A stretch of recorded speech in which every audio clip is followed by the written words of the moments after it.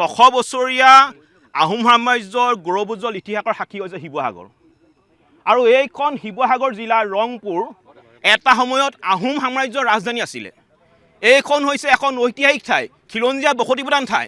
আৰু এনে এখন ঠাইত মিয়া গাঁও বনোৱাৰ বা মিয়ালেণ্ড বনোৱাৰ যিটো ষড়যন্ত্ৰ তেওঁলোকে ৰচনা কৰিছে, এই ষড়যন্ত্ৰক জাতীয় সংগ্ৰামেৰে অসমে উফৰাই দিব। স্পষ্ট কথা, আমি বিগত সময়ছোৱাত যিবিলাক কথা কৈ আহিছোঁ যে মিয়াই যিধৰণে আগ্ৰাসন কৰাৰ যিবিলাক কথা কৈ আহিছোঁ, এই কথাবিলাক এতিয়া আখৰে আখৰে ফলিয়াইছে। আজি বৰপেটাৰ পৰা 4টা মিয়াই তেওঁলোকৰ আধাৰ কাৰ্ড জালিয়াতি কৰি, ইতিমধ্যে আধাৰ কাৰ্ড মোৰ ওচৰত আছে, আধাৰ কাৰ্ডৰ কপি আছে, তেওঁলোকৰ আধাৰ কাৰ্ড জালিয়াতি কৰি তেওঁলোকে শিৱসাগৰত মাটি কিনিছে। এইটো সমগ্ৰ অসমীয়া জাতিটোৰ ওপৰত এক ভয়ংকৰ আক্ৰমণ।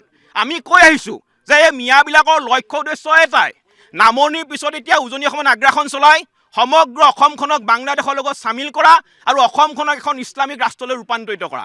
তাৰ কাৰণে তেওঁলোকে কাম কৰি আহিছে। কিন্তু আমি জাতীয় সংগ্ৰামে এটা কথা স্পষ্টকৈ কৰিব বিচাৰিছোঁ, আমি অসমখন বাংলাদেশ পাকিস্তান হ'বলৈ দিব নোৱাৰোঁ। শিৱসাগৰৰ পৰিৱেশ আমি বিনষ্ট হ'বলৈ দিব নোৱাৰোঁ। আৰু সেইটো কাৰণে আমি কৈছোঁ, ইয়াত যিসকল মিয়াই মাটি কিনিছে এসপ্তাহ সময় বান্ধি দিছোঁ, এই মাটি পুনৰ আগৰ মালিকক ঘূৰাই দিব লাগিব, অন্যথা জাতীয় সংগ্ৰামেৰে অসমে বিহিত ব্যৱস্থা গ্ৰহণ কৰিব।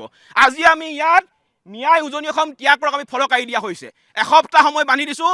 এসপ্তাহৰ পিছত এই অঞ্চলৰ হিন্দু মুছলমান সকলো গাঁৱৰ ৰাইজ লগ হৈ আমাৰ লগতে জাতীয় সংগ্ৰামেৰে অসমৰ লগতে গৰীয়া জাতীয় পৰিষদৰ সকলো বিষয়ববীয়া লগ হৈ এসপ্তাহৰ পিছত কিন্তু আমি মিয়া খেলিবলৈ বাধ্য হ'ম। আমি বহুত মিলাপ্ৰীতিৰে থকা আমি এতিয়া আমাৰ আজু ককা দিনৰ পৰা আমি হিন্দু মুছলিম হিচাপে থকা নাই। কালিলৈ ইয়াত যদি মিয়াসকল আহে, আপোনালোকে দেখি আছে মিয়াসকলৰ অত্যাচাৰ, সেই অত্যাচাৰ ভুক্তভোগী আমি হ'ম, আমাৰ উঠি অহা প্ৰজন্ম হ'ব, য'ত মানে আমাৰ বিপদলৈ গৈ আছে। সেই বিষয়টো আমি আলোচনা কৰিছোঁ। আমাৰ সকলো মানুহ সজীৱ হৈ আছে, সৰব হৈ আছে যে আমি কোনো পধ্যে এই মাটিটো তাৰ পৰা কোন নামৰ মিয়াই মাটি কৰিছে? মই এনে তথ্য পোৱা মতে একিবুল আলী, তাৰপিছতে ফুলবৰ আলী, এনেকৈ কৰি পেলাই 4জন, তাৰে এজন বিহাৰী সম্প্ৰদায়ৰ মানুহ আছে, য'ত নেকি বিহাৰীজনলৈ এগৰাকী মিয়া ছোৱালী বিয়া হৈছে। আমি বিচাৰিছোঁ ইয়াত মিয়া আহিব নালাগে। আৰু DC ছাৰকো আমি আবেদন জনাইছোঁ। প্ৰতিজন গৰীয়া মানুহ আচৰিত হৈ গ'ল। আমাৰ ঘৰৰ ওচৰৰ পথাৰখন ইতিমধ্যে মিয়াই কিনিলে। তো এই কথাটো হ'ল এতিয়া সৰব হৈ উঠিলে। তেওঁলোকে প্ৰতিজন মানুহে তাৰমানে চাৰ্কুল অফিচত গৈ পেলাই RTI কৰে, কেনেকৈ তথ্য ল'ব লাগে আৰু প্ৰশাসনে অনুৰোধ কৰিছে। CM মহোদয়লৈও তেওঁলোকে অনুৰোধ কৰিছে, DC চাহাবলৈ কৰিছে। ল এণ্ড অৰ্ডাৰ কথা আছে, জিলা যিগৰাকী আমাৰ জ্যেষ্ঠ আৰক্ষী অধীক্ষক মহোদয় আছে তেওঁলোকে কৰিছে।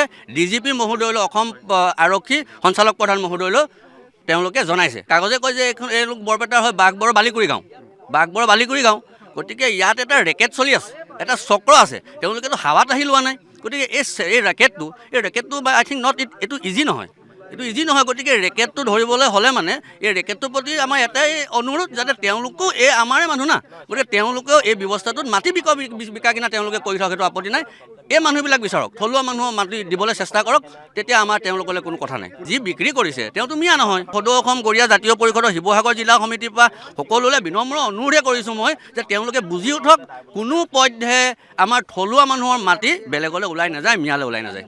ঐতিহাসিক শিৱসাগৰক মিয়ালেণ্ড বনোৱাৰ আচলতে ব্লু প্ৰিণ্ট। গতিকে এই ব্লু প্ৰিণ্টক কোনো কাৰণতে জাতীয় সংগ্ৰামী সেনাই সহ্য নকৰে, এই কথা স্পষ্ট কৰি দিছোঁ। শিৱসাগৰ জিলা সমিতি লগতে কেন্দ্ৰীয় সমিতি আজি চৰজমিন তদন্ত কৰিবলৈ আহিছে। আৰু আমি এটা কথা স্পষ্ট কৰি দিছোঁ, এসপ্তাহৰ ভিতৰত মিয়াই ইয়াৰ পৰা আচলতে যোৱাৰ ব্যৱস্থা কৰক, অন্যথা কিন্তু আমি জাতীয় সংগ্ৰামী সেনাই নিজৰ ষ্টাইলত কাম কৰিবলৈ আমি বাধ্য হ'ম। এটা কথা পুনৰ কৈছোঁ, শিৱসাগৰ এনেকুৱা এখন ঠাই হয় য'ত হিন্দু মুছলমান সকলোৱে বছৰ বছৰ ধৰি শান্তি সম্প্ৰীতিয়ে বসবাস কৰি আহিছে।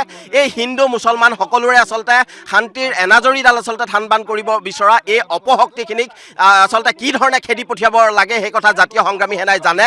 গতিকে এটা কথা পুনৰ স্পষ্ট কৰি দিছোঁ, জিলা প্ৰশাসনে এই অঞ্চলটোৰ আচলতে স্বাৰ্থ সুৰক্ষিত কৰাৰ কাৰণে ব্যৱস্থা গ্ৰহণ কৰক, অন্যথা আমি কিন্তু আইন হাতত তুলি ল'বলৈও আচলতে কুণ্ঠাবোধ নকৰোঁ। আমাৰ কথা স্পষ্ট, কোনো কাৰণতে মিয়াই ইয়াত আচলতে বসতি স্থাপন কৰিব নোৱাৰে, তাৰ কাৰণে যিকোনো ব্যৱস্থা আমি গ্ৰহণ কৰিম।